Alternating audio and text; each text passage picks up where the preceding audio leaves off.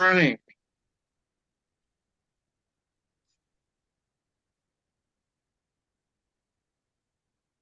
Well, as chair, do you want to kick us off for tonight? Good evening, fellow historians, historians extraordinaire and preservationists extraordinaire. I'm Mike Schmier, as you well know, and I welcome you to tonight's meeting. I see we have myself, Howard, Paul Edgar, Sherry, Rick Cook, and Megan, and we do have a quorum, and I will hand it off to Joy to get this baby on board and on the roll. We do have one attendee, and it appears that they have put their name as applicant. And so when it is time for them to talk, I will be promoting them to panelist. At that time, their screen may look different for a moment, but then we'll be able to see them if they have their video on, and we'll be able to hear them. So I will kick it off. Because the name Seth is followed by the name applicant, I am assuming that it's the applicant. Seth, if you are a member of the general public and if you have anything you would like to bring up during the public comment period at the beginning of the meeting, please raise your hand. The raise hand button is usually either at the bottom of your screen or the top of the screen, depending on the device that you're using. However, if you are the applicant, you will be given time to present any information that you have about your proposal after I do a quick summary of the staff report.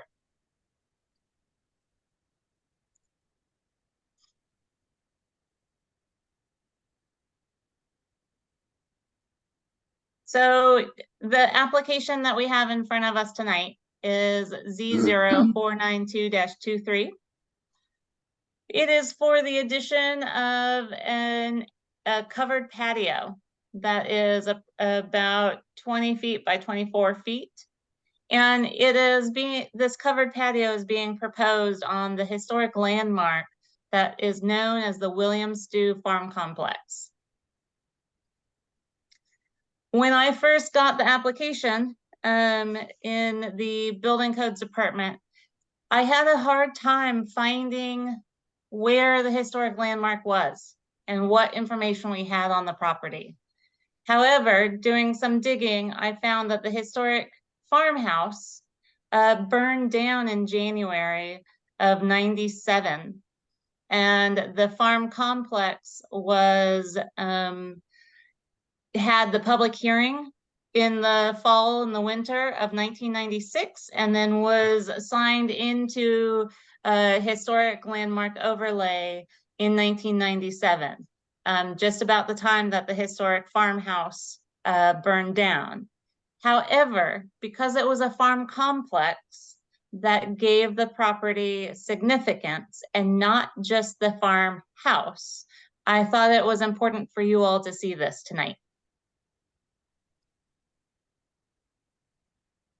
The historic home that was burned down was replaced with a manufactured home, and they got a building permit to put the manufactured home in, and it's identified on the site plan as a structure A. However, there's a structure B that I'm not sure what manufactured home that is, and if it is a piece that came before the primary home was put on the property, or here's structure B down here, if you're trying to put your glasses on to see it. The issue that we have with the designating documentation that we have for this farm complex is we don't have a nice map like this. And so I am not positive which structures that are on this site plan are the structures that led to the significance of the historic nature of the farm complex.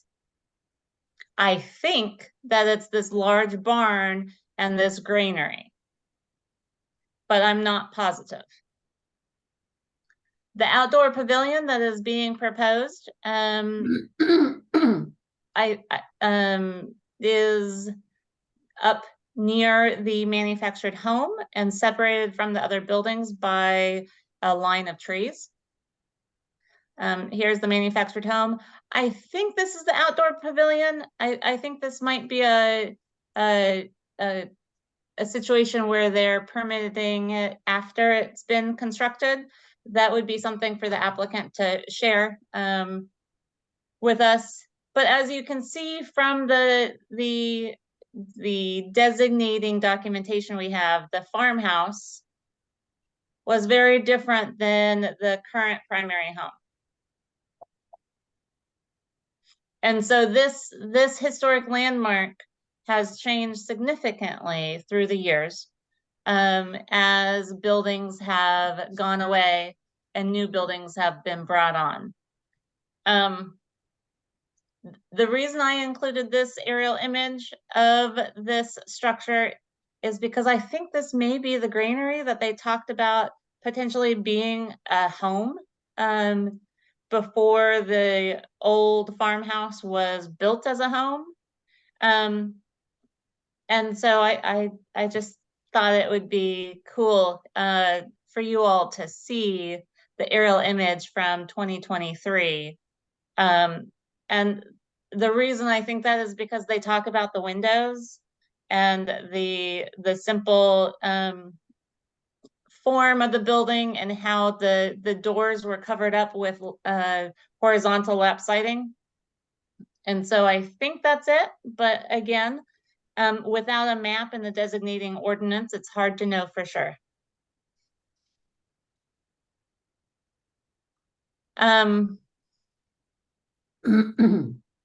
It shows a little bit more of the property. It's large. It still has farmland surrounding it.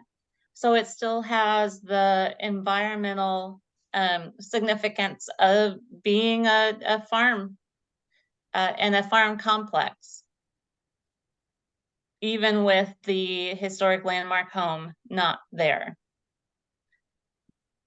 However, looking at the criteria of the zoning development ordinance, I found that because it's separated, the proposed pavilion is separated from the larger complex, it would not have a detrimental impact to the continuance of using the property for farming, which is the historic use of the property. And it allows the property owners to continue using their property in the way that they wish. It is a little bit out of character from the historic structures because it doesn't have the wood lap siding, but it's in character with the manufactured home that was placed on the property back in 1997. So with that, I found that it would not compromise the historic integrity of the site because the site has changed so much through the years, and that based on the criteria of the code, the addition of the outdoor pavilion would fit within the current use of the property and fit with the manufactured home.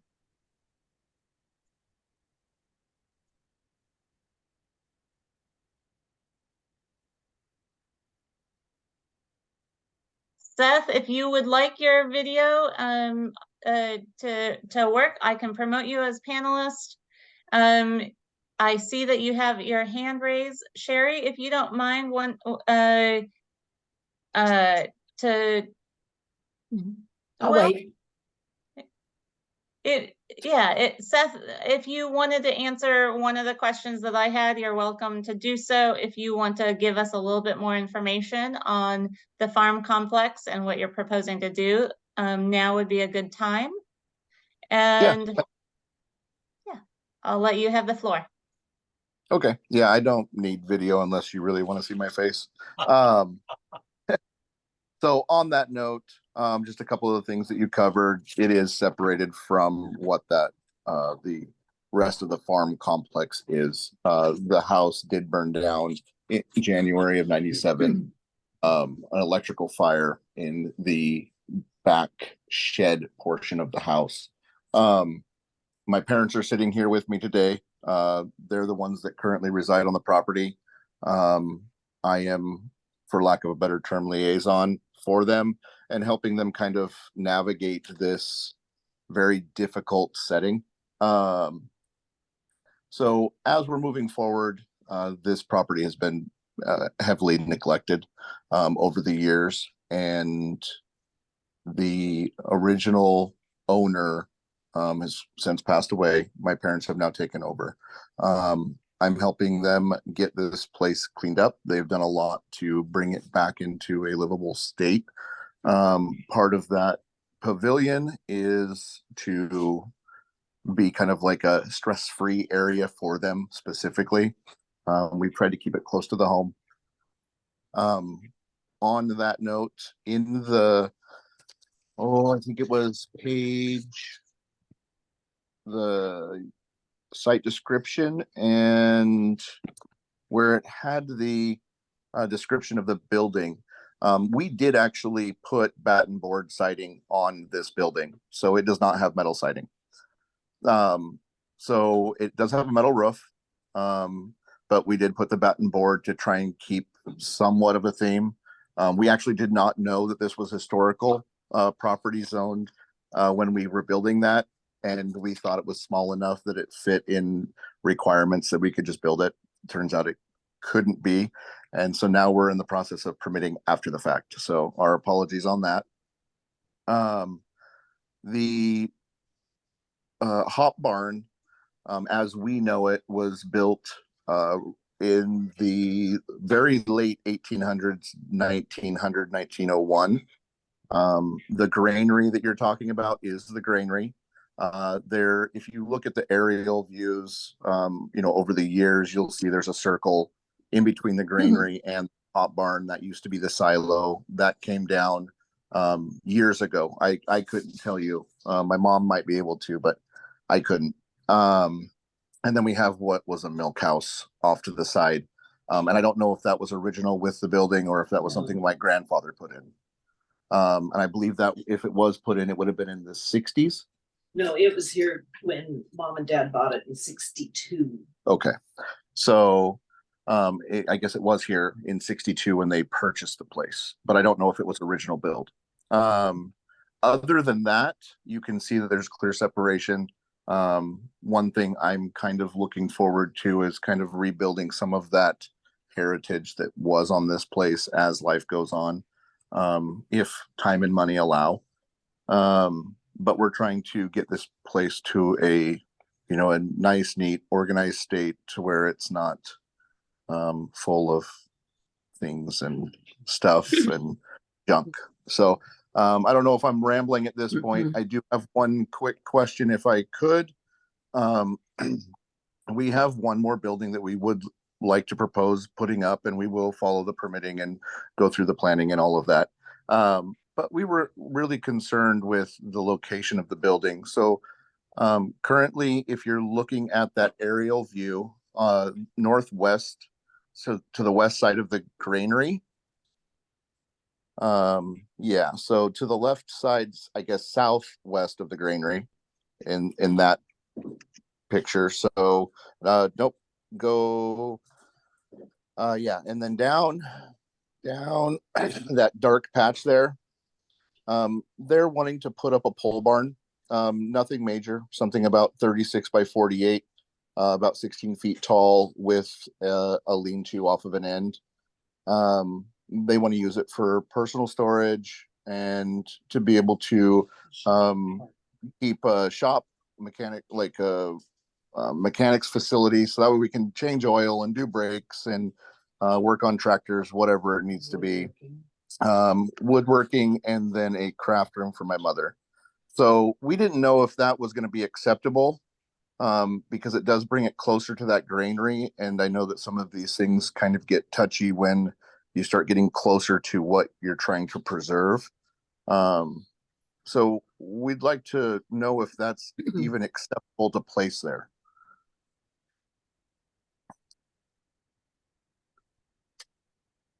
But going forward, that's about all the information that I have. If you have any questions, feel free to ask. I'm more than willing to give you all the information that I have. Thank you, Seth. Yeah. We have an application before us for the outdoor pavilion, and it Correct. may confuse things to talk about future plans. Okay. But if we might be able to do that at the end after there's ample discussion of the land use application that we have before us. Okay, understood.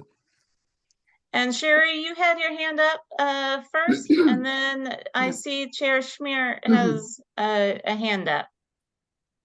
Yeah, I had a couple questions regarding some clarification, because on the staff report, it called for the addition of, or the original, pardon me,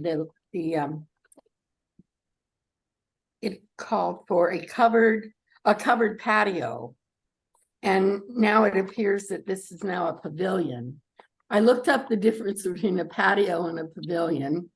And you know, it's in the eye of the beholder, I think, but I was just. Yeah, you'll have to excuse my ignorance. Oh, okay. Or So it could have been mine. I may have had a typo, Sherry. okay, because I drove out and took a look at it, and I I was surprised to see this already there, because I didn't know it had previously been built, but that was fine. It was beautiful out there. Then the other thing is, it said there was also going to be a modification of the front stairs and steps, and I didn't know what that was referring to. That is most likely a holdover from the last land use application that you considered. That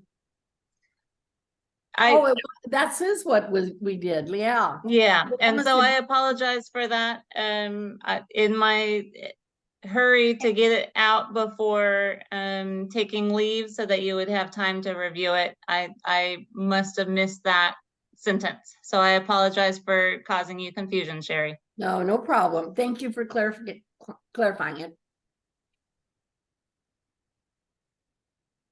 Chair Schmier?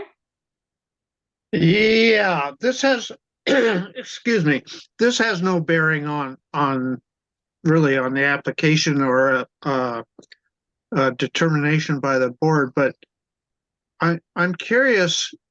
You said that your parents weren't really aware that it was a historic landmark when they purchased the property. And one of the things I want to drill down on for the Historic Review Board is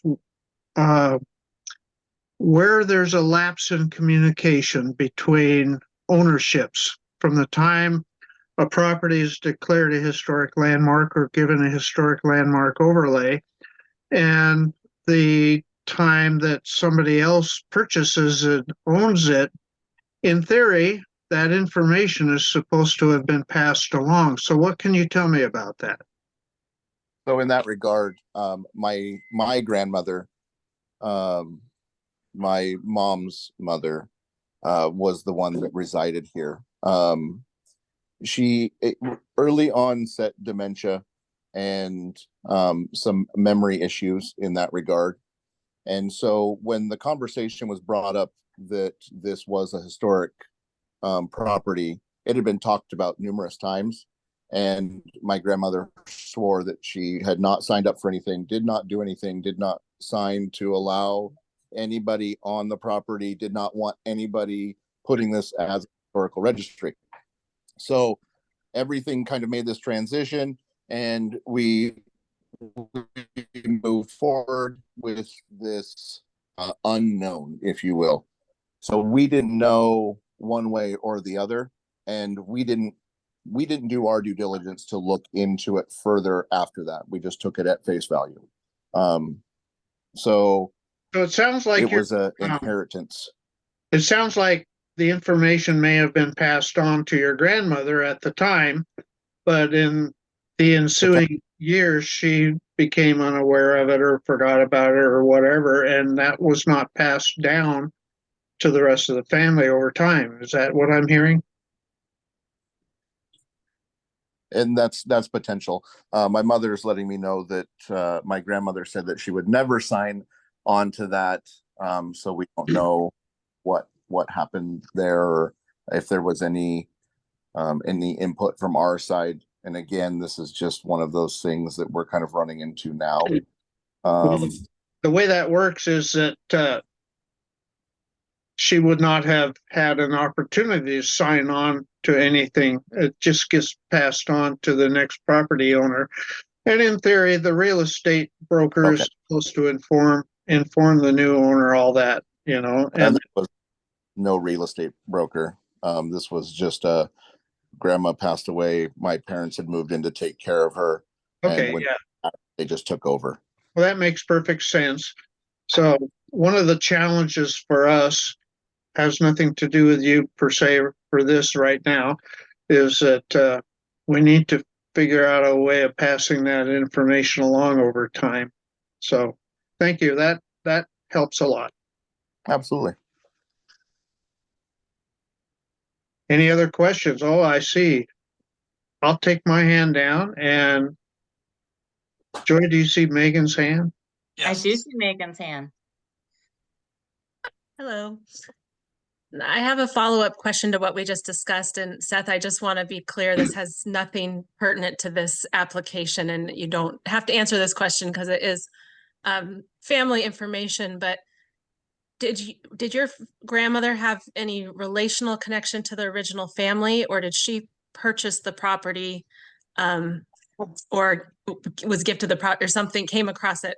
I'm only curious because we are looking at, as a group, how to maintain these historic records. And so I just am curious how your family came into this land, if it was passed down and lost in the generations, or if in the 60s that information.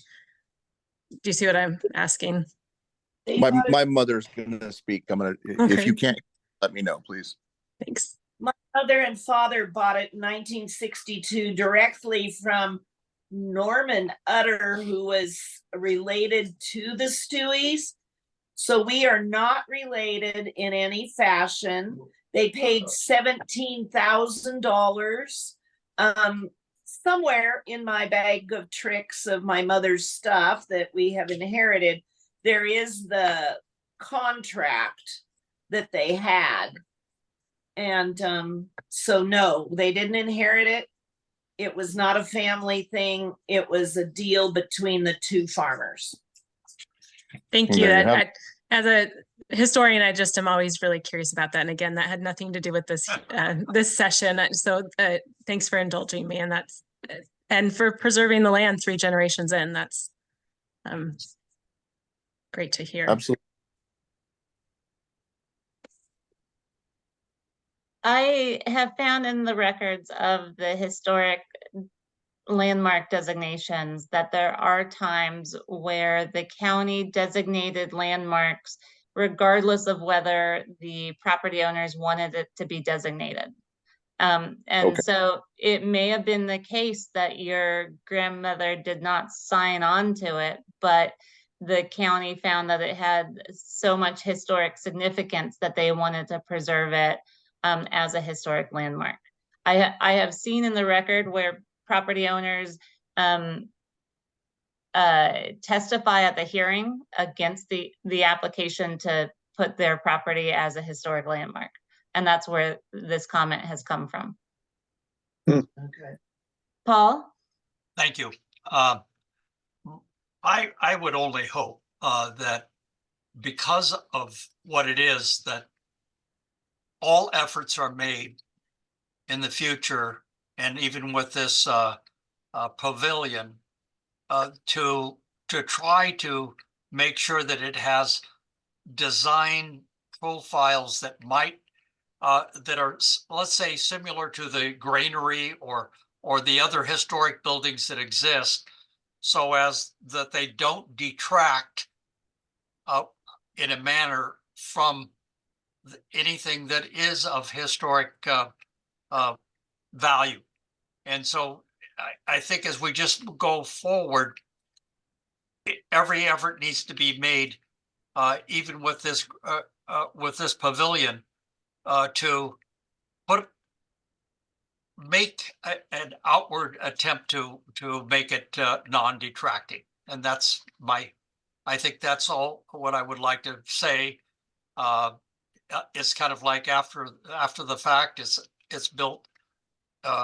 It's quite, and what's with the house burning down, it's just it's still an asset that needs to be preserved the best way we can up at this point. Thank you. Absolutely.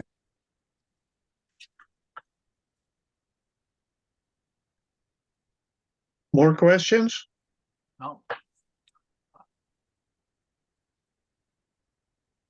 Just a statement, if I will, to Paul. Like I said earlier, before we realized this was truly historic property, we are doing our best to maintain within our capabilities a lot of this stuff. There is a lot of burden that comes with being this property owner of a historic location. And so in that regard, we will make every attempt to try and keep, certain aspects of this remotely close in nature. When we put up this pavilion, we ended up going with batten board siding and then painting it to try and keep a theme. We could have gone with metal siding and just been done with it, and it may have been cheaper, but we decided to go with that and paint it. And everything that we do going forward, we're going to try our best, but there are some things that just cost a lot more, and my parents may not be able to afford. So just keep that in mind too. I don't know how to navigate that path going forward. Because the barn is dilapidated. It sways in the wind. How do you preserve? We can't preserve it. It's like $300,000 to fix the barn. So will we be able to tear that down, or do we have to try and preserve it? That was my mother. I'm not sure if you heard. Yes. Okay. We did hear. Thank you. And Rick Cook has a hand up, and Rick has experience with historic barns. So I'm going to let him speak. Kind of a great segue into that, because I was going to ask Seth if one of our little projects is how do we get those information pieces out to people with historic properties or people that are looking for historic properties. And I was just curious, have you found it hard to find those resources? And just to answer to your mom, I would suggest talking to Restore Oregon. That's who we work through. And at one point in time, they had a barn or heritage barn task force. This was probably 5 years ago. So there's some resources out there. And I think that was my question to you, Seth, was when you kind of looked, did you find it extremely difficult or sort of difficult, or like there wasn't anything where you could find how to move forward? So far, to answer that specifically, to looking for information, I have not made an active attempt to find specific information on the restoration. Our focus has been a cleanup of the property proper, which has been a year and a half worth of work, and you can see the state it's in now. That's a year and a half of my father, family friend, and me and my brother being out here helping clean up, arranging for dumpster upon dumpster upon dumpster of trash removal, scrap debris removal, to bring this back to a livable state where it's not a hazard. My mom just said 89,000 pounds worth of garbage. So that has been our focus. So you'll have to excuse me for not looking into that right now. But it's been one of our big topics of, do we take the barn down because it is so rotten, or do we keep it up, and then how do we pay for that if we do decide to keep it up? But now that it's deemed historical, we need some serious help in that. So I will be looking for those resources. I have not tried looking yet. So if we could follow up, I don't know if my email is attached to this, and you could provide resources, I would love to sit down and have maybe even just coffee and go over what next steps are, as a one-on-one, not dealing with county, because I'm very interested. I like the historic value of what this is. I grew up here. I played out here as a kid, so it means a lot to me too. And so knowing that it was the founder of the Needy post office was really cool to hear. So that was intriguing. So there's a lot of this that is kind of mixed emotions in my part too, on how do I afford to do this and keep it going, but now have a requirement where we're obligated to. It makes it very difficult for us to navigate. So any resources would be greatly appreciated, whether email or a phone call. And just to throw another one out there, the SHPO office, which is the State Historic Preservation Office in Salem, is a good thing. But I'll put my email in the chat if you have access to that, and then we can hook up through emails. And I'm sure other people probably have other things too, but I can kind of tell you what it is, because we spent some money on our barn too. Okay. And Seth, your email is part of the application. Yeah. Your email is there, as is Melissa's. Oh, perfect. And if I could just throw a little tidbit, we all care, or we wouldn't be on this historic review board. So Absolutely. this is what you're worried about is something like I went through rebuilt an 1880 house that I live in, my wife's great grandmother's. So I'm familiar with the task, and it's daunting. And having gone My through mom said yes. it. So but realize the reason why we're here is because we care. Okay. Megan, I see your hand up. I know we're diverting slightly from our review process, but it seems pertinent. Seth and Melissa, I just want you guys to know you are surrounded by some really wonderful historical societies who can assist you with a lot of navigating that. We've got the Canby Historical Society, Wilsonville Historical Society, Clackamas County Historical Society, and specifically Clackamas County Family Historical Society, which has a whole file on that property and the early founders of Needy. So I'm a member of all four of those and would be happy. I know with cleanup, living life, taking care of farms, doing that research can be daunting, but they're great resources, and you can touch base and find out what they already have and what they know about. I'd be happy to send you an email with those links as well. That would be great. Awesome. Yeah. Yes. We got your back. That's what we're Thank you. No, we greatly appreciate it. I'm trying to mind my P's and Q's here and not ramble. I'm horrible at doing that. So do we have any more questions to throw out? I moved for approval. Oh, we need to open it up for discussion first. If there is any further discussion about it. Is there any discussion about this? No discussion. Okay, now you can make your move. I move for approval. Is there a second? second for approval. We have a motion to approve the application and a second to the motion. Please raise your hand if you do approve of that, vote in favor of that. Looks like we do.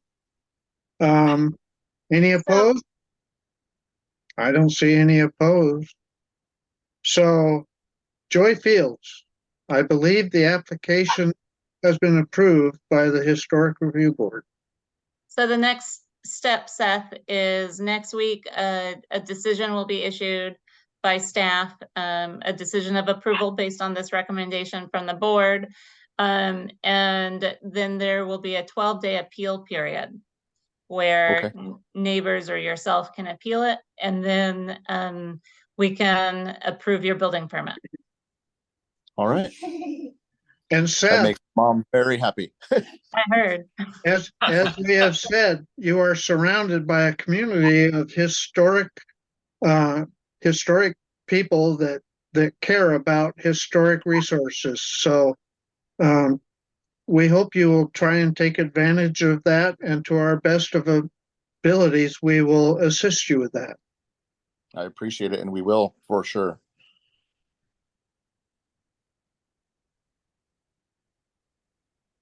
And Seth, just one last thing. Yes. I also put in the Clackamas County actually did a video on Restore Oregon. We did a barn task force video from, I think it was 2017 maybe. And it just kind of gives you an idea about some of the support you get. Just kind of there's hope out there for you. Okay, good. Yeah, Rick? the hard part for us is it is very, very daunting, and looking at this, the whole foundation is pretty much rotted through. There are cables inside between beams, because it's all hand hewn beams, that are holding this thing together. So when it's windy, it's scary. And we cannot get insurance on it. Yeah, we can't insure on it. So there's just multiple issues. So we're just trying to navigate that as soon as possible. Figure out what we need to do so my parents can get full insurance on the property. Rick, can you send Seth that link or whatever you have to make it easy for him to find? Yeah, I put it in chat if he just wants to copy it and paste it. Okay. Or if you just type in Shipley Cook Farmstead, it'll come up on YouTube. Yeah, Shipley Cook Farmstead, Seth. Okay. I didn't realize that I still had my hand raised. I apologize, everybody. I have been ignoring it. But so Seth, you guys are welcome to stay and listen to the rest of the meeting, or you can leave. It is up to you.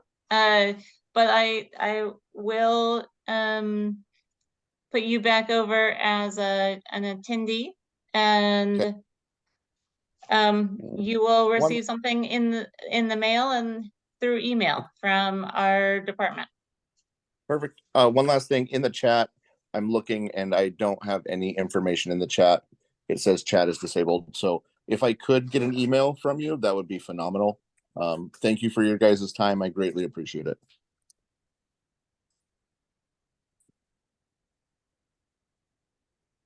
Okay, thank you.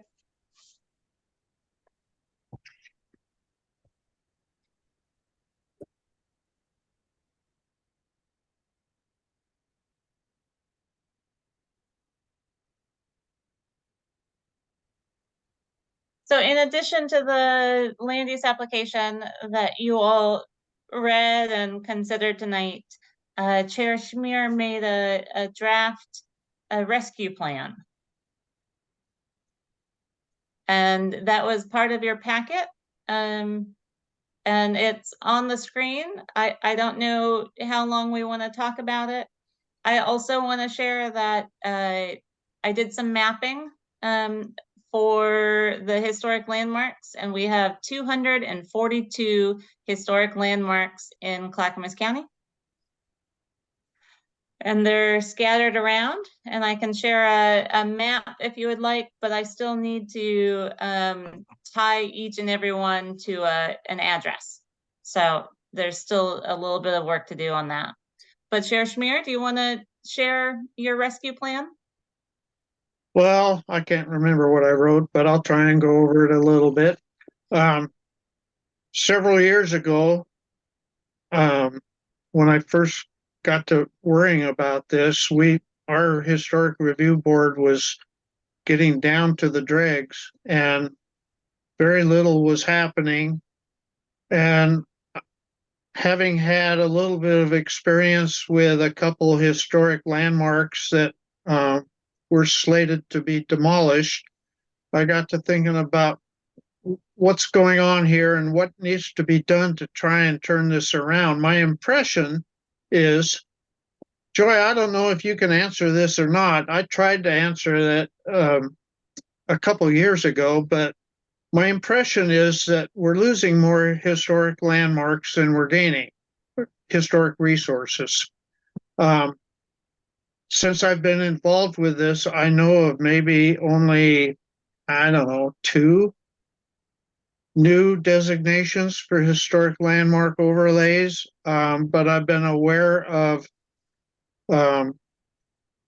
maybe 4 historic resources that have been demolished or degraded to the extent that they're just really hardly worth it anymore.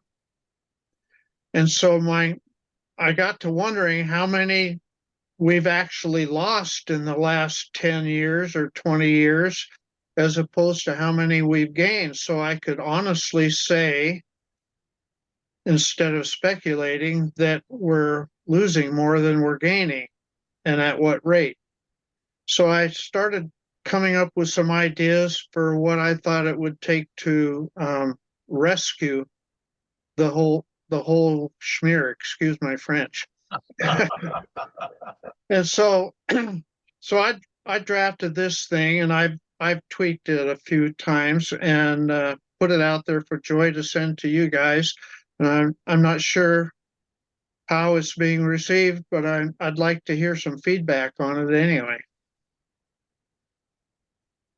I hope you all had time to read it.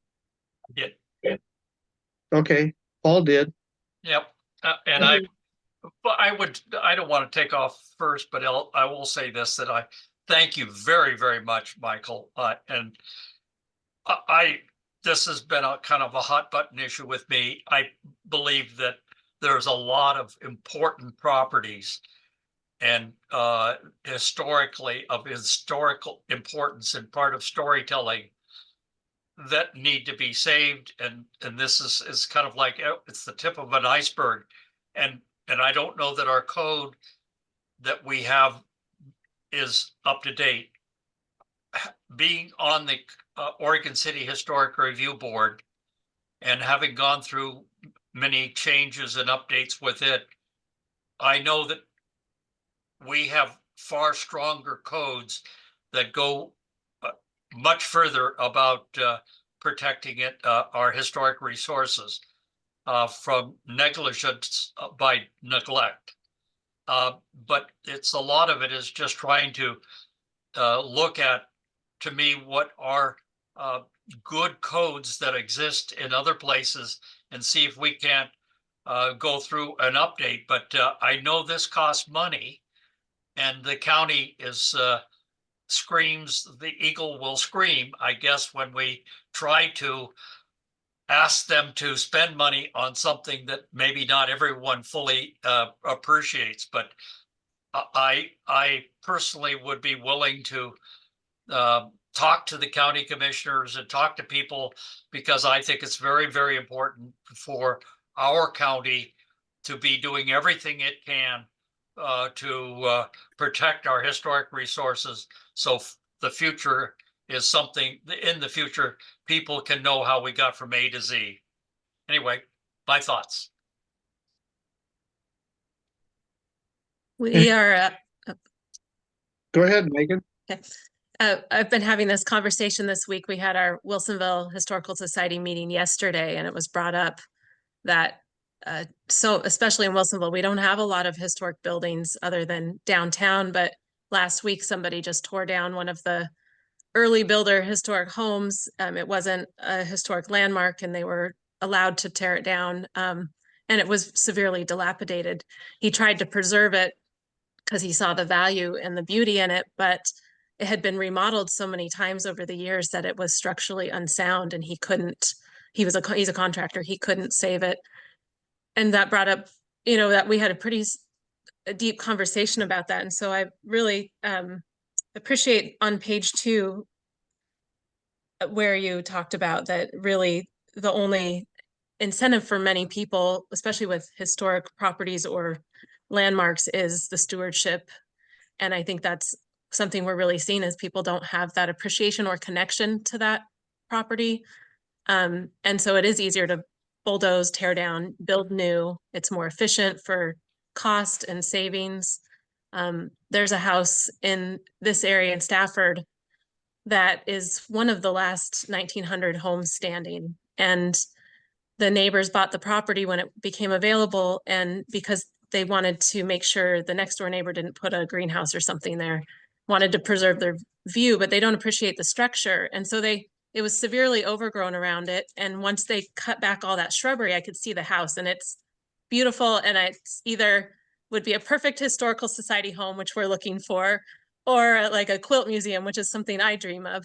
And so I found out who owned the property, wrote them a letter. It took a couple months for them to get back to me. And I said, and in my letter, I just said, I'm sorry to, I'm just very curious. What are you doing with this property? Do you plan to renovate or preserve the home? Would you be open if somebody came and moved the building, or, tore it down and rebuilt it or transported it? Because I know people that do that. And it's a very significant family to our area. It was one of the early homesteads in the area, and they did finally did call me back. I thought I'd never hear from him, and he had no interest. He said, I asked if I could come at least take pictures of it for the historic records at the Clackamas County Historical Society before he started boarding it up and demolishing it, and he said that would be fine, but I could only come when he was home on the property, and then they started demolishing it before he ever contacted me, which, he's the property owner. So it is sitting, the house is there. They had just pulled the windows out, and I really wanted to get pictures of it, not driving by with the windows. And so it's something, now I drive by it almost every day, and it's this pain point for me, because I would love to preserve that, because Wilsonville especially is a very modern community, and there isn't a lot of relic of that era, but this is more Stafford, which we're our own little bubble in that regard. And it's things like that. That's like, it's once that's gone, there's so few things in this area. My family's original homestead is no longer owned by us, but it's adjacent to our property. And the woman who owns the property has taken such good care of the property and preserved the barn. This version of the barn was 1917 was when it was built, and it's starting to fall down. Her husband, when he was alive, would put rocks and shore up the corners every year to make sure it didn't tip. And they've got cables and have replaced floorboards, and she's really sad to see it go, because she knows how, 100 years of my family was farming in that barn. But she's elderly and not interested in going along the route of restore. And she knows that when she sells the property, that will be the first thing torn down, and it just breaks her heart. So, if I could come up with the money, I would buy that property back in a heartbeat, but it's probably several $1,000,000 at this point. And so I think that's our trick here, is it without something being preserved historic landmark, it doesn't have those protections and doesn't have this review process necessarily.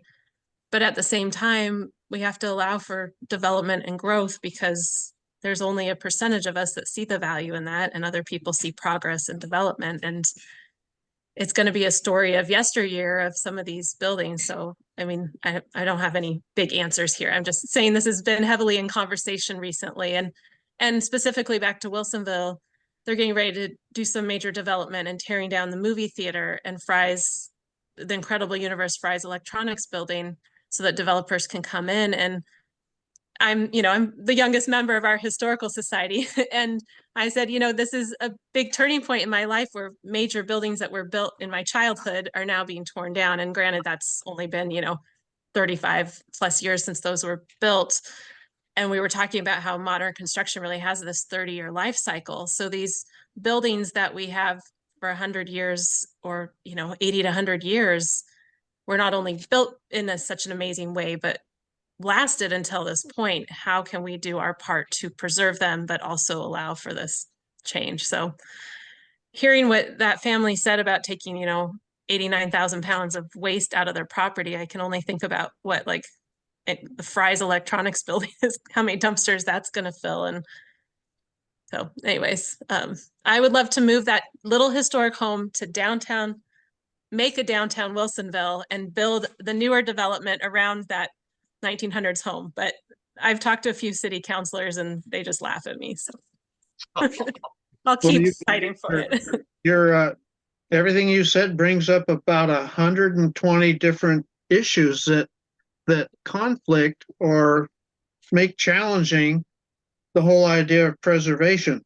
And what the Kaufmans are doing boils down to stewardship. They took enough pride in it once they were aware of its status to start cleaning it up and doing what they could to start preserving it. The key, in my opinion, is stewardship, and trying to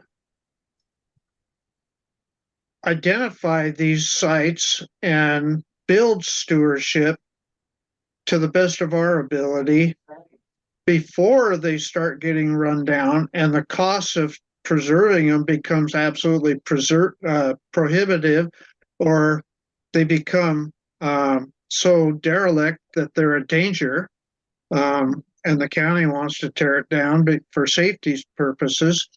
The key is getting that stewardship idea built into the property before it gets to that point. And Paul, you bring up the ordinance, and I agree the ordinance is outdated, but really, when it gets right down to it, the county's not going to tell somebody they can't tear it down even if we said you can't tear it down, that's not going to happen. In the end, the county always leans toward ownership, private ownership, and ownership rights. And so, again, the key is to jump in there early in the game before it gets to that point. We don't want it to get totally run down, and so in such bad shape that it's either in the way or has to be torn down because it's a hazard. So my whole thing is, how does this board try to communicate stewardship to these people? And one of the things I think we need to do, even if we went to the county and said, we want to update the ordinance, the county commissioners are going to say, well, what do you mean? What are you talking about? You say that we're losing resources. Show me. How do you know that? I'm not sure we can yet. I think maybe we have to do a little research first. Joy says we have how many? 240 something? 42.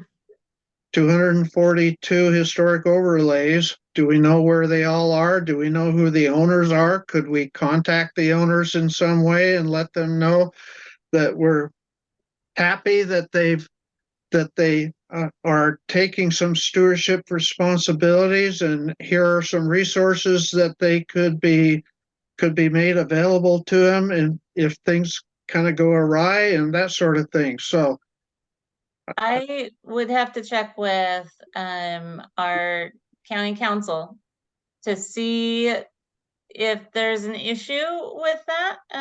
yeah, In the previous historic review board that I worked on, we routinely went through the historic landmarks and they communicated with the owners every few years.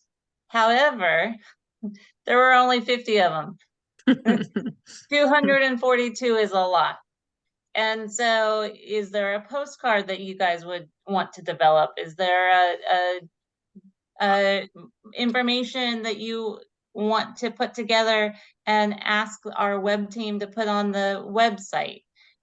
So there's some things that we can do, but I do want to let you all know that the DLCD, Department of Land and Conservation Development, is in the process of updating the Oregon administrative rules regarding cultural resources. And so that is going to change our comprehensive plan potentially, and potentially our ordinance, and to come into compliance with these rules. And so there may be an opportunity to tweak a little bit of the ordinance. I don't know about a whole rewrite, but it's something to think about. If you know of other rural counties or counties that have urban and rural that have ordinances that you like, send them to me. You know, getting a resource list of ordinances that may fit Clackamas County. That way we have some sample language that maybe we could see if the public likes it. Anyway, I'll be quiet. I see Rick's hand up. So Rick, sorry for jumping in. No, it's great. I talked with Paul Espy today, who is a city planner for Lake Oswego, and he's the liaison or oversees their Historic Resource Advisory Board. And that was the initial person that I had contact with to work through, and he got me hooked up with Restore Oregon and did all those things where we got the CLG grant and took care of that. So I was talking to him today because I know they have some resources, and so does Restore Oregon. I sent you an email today, Joy. If you could forward that to everybody, because I'm sure if I went back, I could find everybody's, but they have a toolbox, both of them, where here's some things to do. The thing I liked about Lake Oswego is they actually have a grant program. And I think their max grant is only $3,000, but it's people can apply saying, yeah, we want to entice you to take care of your windows. We know they're expensive. So I think their one grant was for $3,000 that every year, well, actually, I think it was like 20,000, but they divided up and they would give people some grant money for paint, for, basically doing all those things that we need to do, that we don't have enough money to do, but at least it's a little incentive to say, you know what, people do care about it and those things. So if she can send that list to you, and in talk with him, I said, okay, so Paul, other than you guys, since I know you so well of working with you, who else has, city-wise? And he goes, Oregon City has got a really good historic resource board. So if we can tap into those people and say, hey, what types of things can we draw out of you, and support each other and say, hey, and then tie in SHPO too. So I'll leave it at that, but I love your idea, Michael. And thank you. That's kind of why I think even Megan and I both said, hey, yeah, we can help this group and actually in turn help us. If I just jump in for a second, Denise McGriff sits on the state historic board, and she's the mayor of Oregon City, and just a real advocate for historic preservation. So she's a friend, and I will talk with Denise about this. We have an excellent program for helping people with miscellaneous investments into windows and things like that, just like what Lake O has. But there's so many wonderful historic places all over Clackamas County that are not preserved. They're not part of, not designated. And I think that to me, I would love to see regionally people who, like what Megan drives by at something and she knows that this is important, but we need to be going through it and trying to kind of log everyone being part of identifying important resources that exist, and then let's just research and try to figure out ways, if they're not registered, then let's see if we can't come up with some ideas of what we could be doing to entice people to preserve important resources. So each little green piece is a historic landmark that is registered as a historic landmark and has an overlay zone. The property we were talking about today is this little triangle here. Yeah. They're all over. There's a whole swath of the county that is national forest, Yeah. which has some cool historic homes on it up in the Mount Hood area. But we have the knowledge of where the designated landmarks are.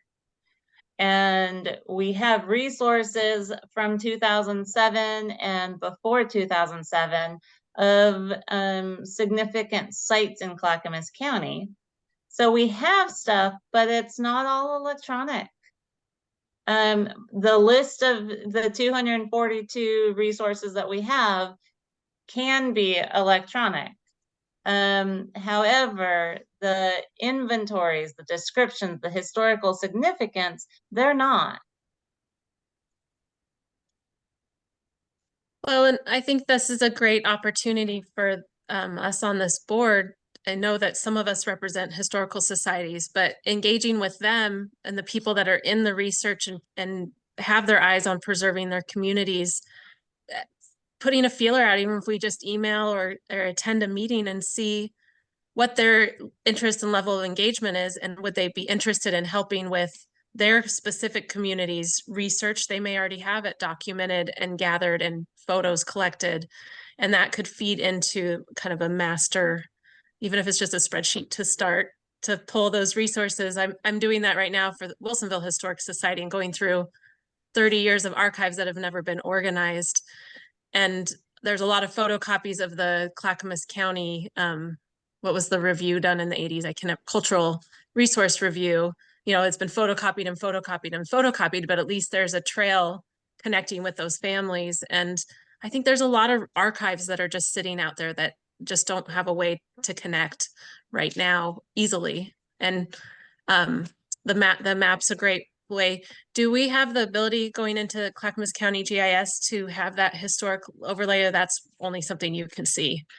I just closed it. I was looking at their zoning when we were talking to Seth, and I closed it. But that would be interesting. We could, you know, go by section and at least have a rudimentary list that then we can connect with those communities. Just an idea.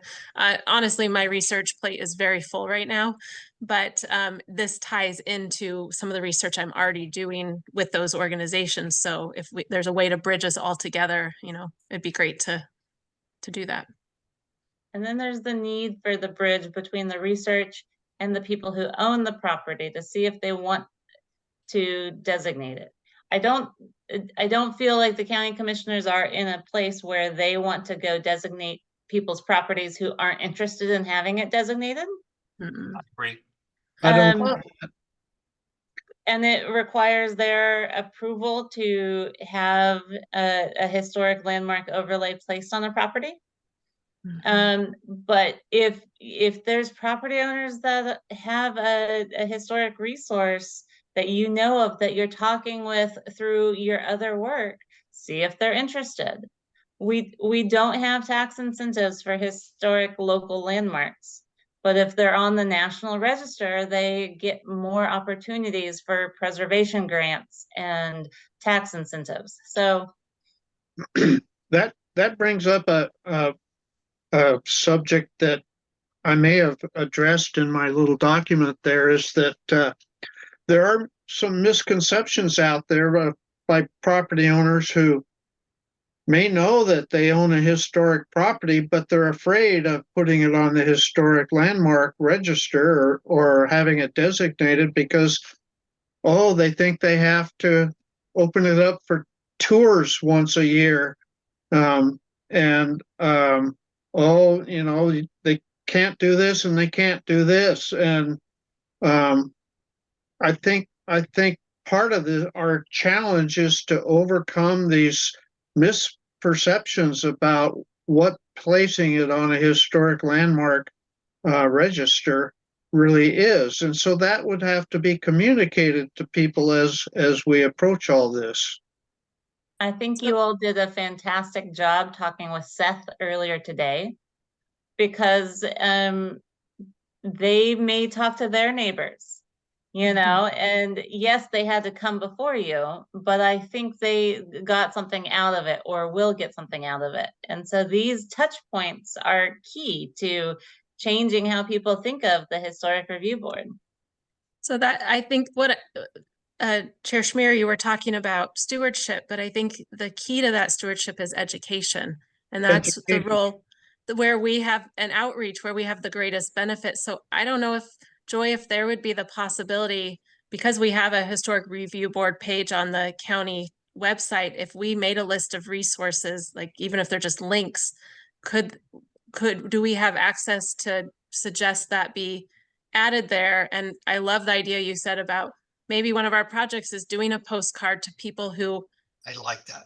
are already living in a historic landmark or have an overlay, because just like the Kaufmans, they may not even be aware. Now, if they went through proper real estate channels, we sure hope that that's noted. But if it's this inheritance issue or, you know, some type of bank defunct issue, that information could have gotten lost, and just say, are you aware and do you want to know more? And we have these resources or this program to help you find the resources. Because, you know, I know being a farm owner, we have the expense maintenance is out of this world. And, you know, as the barn starts to go, that's a huge overhead capital, and that is often out of reach for people. So getting ahead of that before it reaches that state of, did you know this grant's available, or these gifts, or, you know, have a barn raising party and bring all the neighbors and shore up the buildings. It just could be a great way. And oh, by the way, thank you for taking pride in your property and exhibiting stewardship toward it. I would want to see that on such a postcard too. Yeah. Yes. Yep. Thank you. And Megan, having you here, it really, you're pumping new fresh blood into my veins. But I to, you know, to find somebody young and caring and doing this family research, because again, it's kind of like I married into a family from Oregon City that had part of it came across in before 1850. Mm-hmm. And so we have all of this stuff that's happening and been around it. And it's kind of like I care when Grandma put the baton on our shoulder and said, "I want you to buy this house so that it doesn't get destroyed or sold off in pieces." She did it because she wanted stewardship. Yeah. And so when you start talking about stewardship, I think it's kind of like us as salespeople should be out there also scripting a little bit about how we could do things, maybe a little bit. I would love to see us have some incentives, something that we might put cheese out there that they will want to go to. And so anything that Joy, that you think maybe we could try to talk up to get some incentives. You know, I don't know what they would be, but maybe something in freezing some property taxes or something. Maybe something. Dream on, Paul. How do I get in line for that? I mean, I think the incentives would be lovely, but just knowing how county, the view I have into county structure and politics, I think that's a pretty far reach. I think we should keep it in a discussion point, but I also think networking and reaching out is the greatest good we can do, because just like this family we didn't see, but we talked to, they have a huge burden on their shoulder, and you can hear it when they speak. Like, they have this desire and interest, and they were burdened with, you know, a hoarding situation, but also just this huge maintenance and structural issues. And so knowing that there's people and connecting them to the resources and letting them know that there's people also interested in cheering them on, I think that's one of the greatest services. And the thing that I've observed the most within our local historical groups is we're all in our own little bubbles in our own communities and trying to get connected and get those resources shared. so the beauty we have here is we're Clackamas County and we're such a wide reaching group, but there are, I can't remember the count right now, like 28 or 30 small historical societies within Clackamas County, within each community and region and district. And so not to plug me, but I did want to mention this meeting. Some of you know I started the Oregon History Club last year, and it's just for fun, people who like history and other historical societies connecting with each other. And so we visit a historical site each month and just talk about it. And if they want to give us a program, they give a program. And so, I mean, the whole reason I did that, there's no money exchange, there's nothing other than a little bit of my time coordinating. So next Monday, we meet at the Whiskey Hill store and we're going to talk about Hubbard's history, which is very pertinent to the family. We just met in Needy area. And so just doing that kind of outreach, even as the Historic Preservation Review Board, and connecting with people and building those bridges between these groups, that's what I'm seeing is getting lost in our busy worlds, and everyone is working and trying to survive in life. And it's often why people don't have the luxury to connect and revel in history, because they're so busy in day-to-day life. So how do we make it more accessible? That's kind of my mission. You don't have to join, you just show up. I can send you the email. Joy, one of the questions I have in the back of my mind as I wrote that was, how much can we do as a historic review board? I'm on the Concord task force for Concord School. And when we first met years ago, can't believe it's been that long. One of the first things they did was bring in county council. And county council gave us this scary, threatening speech about what we could and couldn't do and what we could and couldn't say and who we could say it to, when and where and how. And it's like, well, holy cow, you know. Basically, they were confining everything that we even thought had to be at a meeting in which everybody knew about. So I'm curious what we can do as a historic review board, how much we can lobbying or educating we can do outside of an actual meeting. Lobbying. What's that? No lobbying. But education is in your bylaws. Yeah, that's the only thing we have. I will have to check with county council about the level of access I can give you as historic review board members. Because one of the things that just came up was, okay, a postcard. Well, county council's going to have a shit fit, excuse my French, if the wording in the postcard doesn't meet their expectations. So it would have to be run through them. There's money go through the Public and Government Affairs Office. So you guys could craft what you thought would be beneficial to say to people, and then we would get the Public and Government Affairs Office to do a last editing before it goes out. And then there's money involved, which is where the CLG grants come in. Yeah, we would probably want to try and get a grant to cover that. That would be a whole lot more acceptable to the county commissioners if we did that. Yep. That's why I say keep it simple, stupid, start simple and work up. Don't start with an ordinance and try and work back. Start with the basics, and maybe if you start simply and build up from that point, you can build interest as you go, and things may happen more amenable for us as time goes on. But I think you need to start simply. Yep. Great discussion. I hope I didn't bore you all with my 2-page document. So It printed out 3 on my printer. Yes, mine too. It was great. Rick. Yeah, I've got one thing. I'm on CCI, which is Committee for Community Involvement. and have worked through PGA, Stafford Hamlet, all this thing. I don't know, maybe 5 years ago, we actually had a booth at the county fair for PGA, and we had more fun talking to people about what we were doing. And I was just, that kind of popped into my mind tonight. Maybe if we start thinking about that now and start that process of working through PGA and, public and government affairs, and say, hey, we'd love to have the booth at the county fair to actually push the history of the county and some of the stuff we're talking about. Yeah.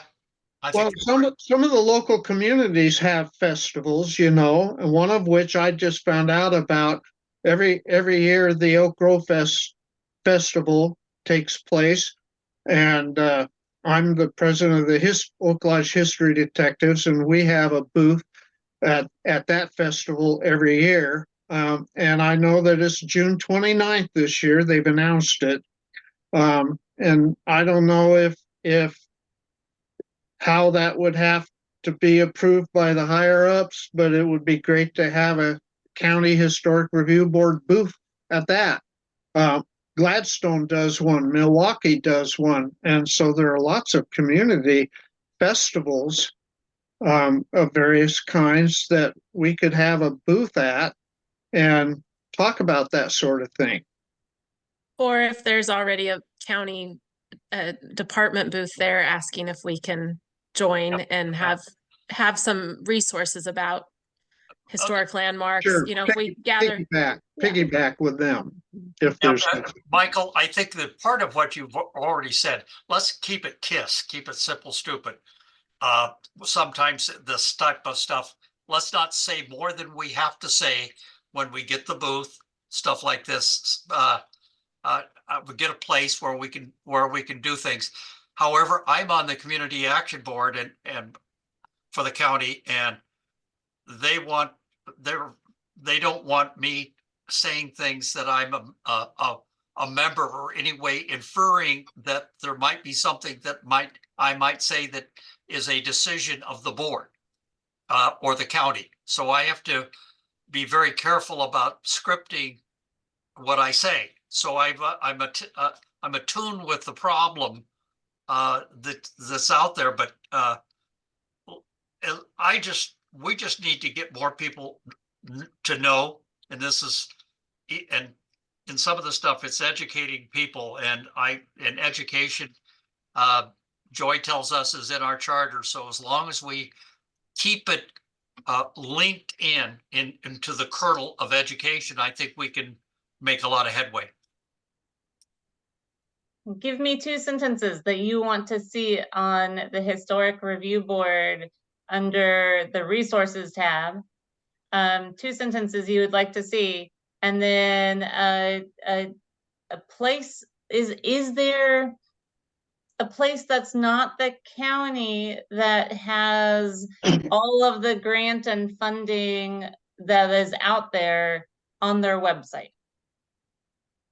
Yeah, the Clackamas it's not county, it's I'll have to look at Cultural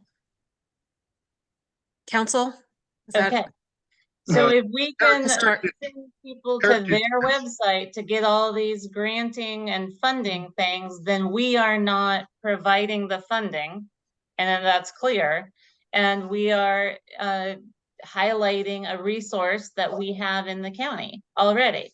And so things like that, and anything that goes on our website would be going through public and government affairs.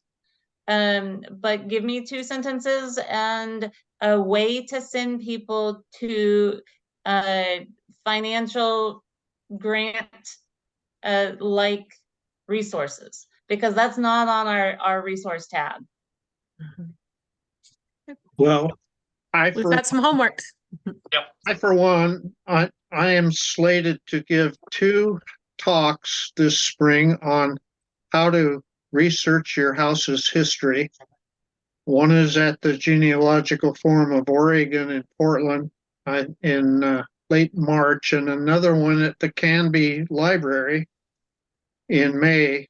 And I will find a way of just throwing this out there in my talk so that people become aware that there's concern over preserving our historic resources, and if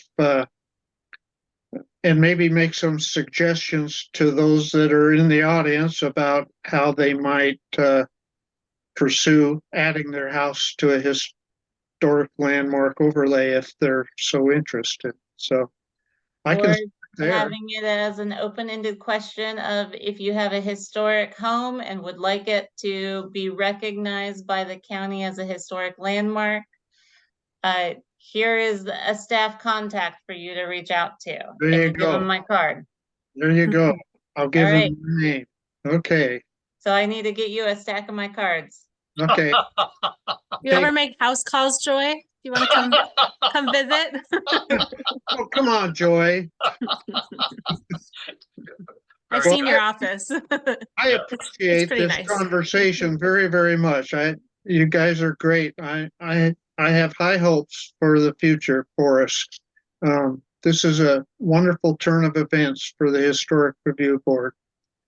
Thank you. I thank you, everyone. I think we may have beat it kind of to death though tonight, Joy, unless somebody else has more comments to make. No? Any motion to close the meeting? Nobody So wants. moved. So moved. I hear a motion to close the meeting, And- I heard so moved, so I second that. and Rick thirds it. So, all those in favor? Yes, okay. Thanks, you guys. Joy, Thanks. thank you for sharing the letter, and I look forward to more conversations on this subject. Joy, thanks for all your work, pulling All everything right. together. Great work. Thanks, everybody. I'll see you later.